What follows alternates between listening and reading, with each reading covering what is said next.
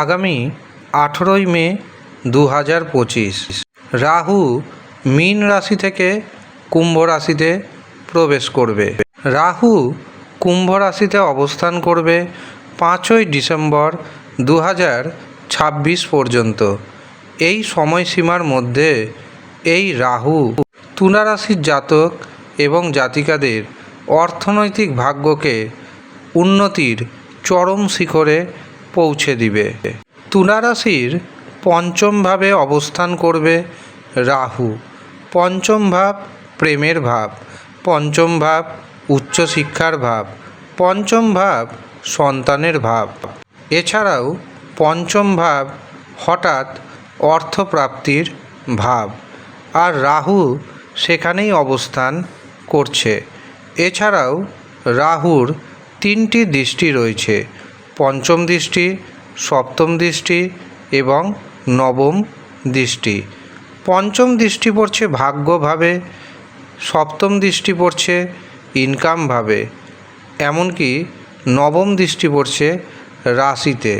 কাজেই এই সময় দেখবেন আপনি হার্ড ওয়ার্কের পরিবর্তে স্মার্ট ওয়ার্ক করবেন। আপনার ব্যবহারের মধ্যে অস্বাভাবিক পরিবর্তন লক্ষ্য করা যাবে।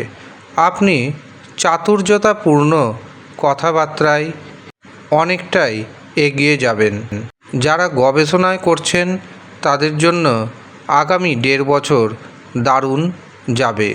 তবে যারা উচ্চশিক্ষা করছেন এবং যারা শুধুমাত্র প্রেম সম্পর্কে রয়েছেন তাদের কিছুটা হলেও সচেতন থাকতে হবে, কারণ রাহু আপনাকে ভ্রমিত করবে।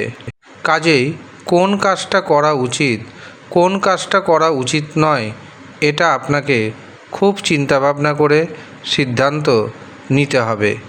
ভাগ্যভাবে রাহু দৃষ্টি দিয়ে রাহু আপনার ভাগ্যের শ্রীবৃদ্ধি ঘটাবে। আটকে থাকা কাজকর্ম হয়ে যাবে, এমনকি একাধিক পথে আপনি অর্থ উপার্জন করতে সক্ষম হবেন।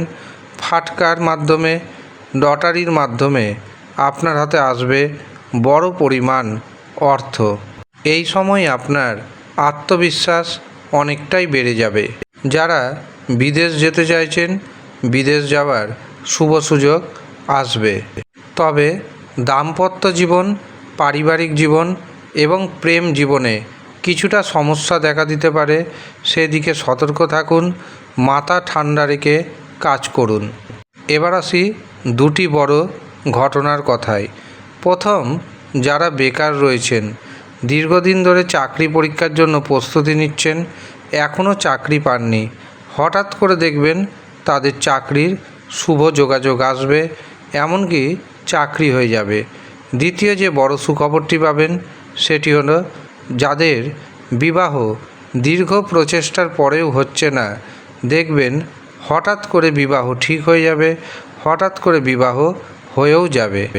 এই দুটি বড় সুখবর আপনার জন্য অপেক্ষা করছে।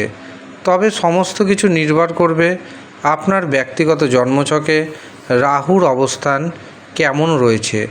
যদি শুভ থাকে তবে অনেক কিছু পাবেন, কিন্তু যদি শুভ না থাকে তবে আপনাকে মন্ত্রপুত রাহু রক্ষা কবচ ধারণ করতে হবে।